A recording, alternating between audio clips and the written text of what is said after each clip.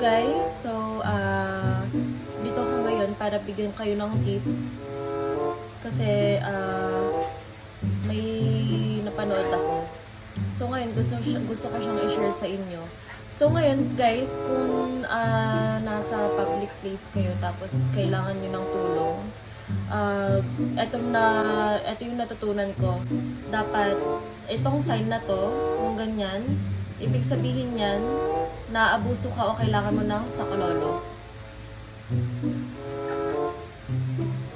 So ulitin ko guys, yung sign na to, pagka gumanyan ka, ibig sabihin yan, kailangan mo ng help or kailangan mo ng sakololo.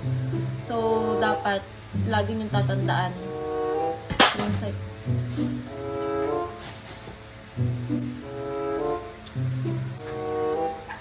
So yun nga, gaya ng sinasabi ko guys, yung sign na to, gumanyan lang kayo pagka kailangan nyo ng tulong, na abuso kayo o kailangan nyo ng saklo.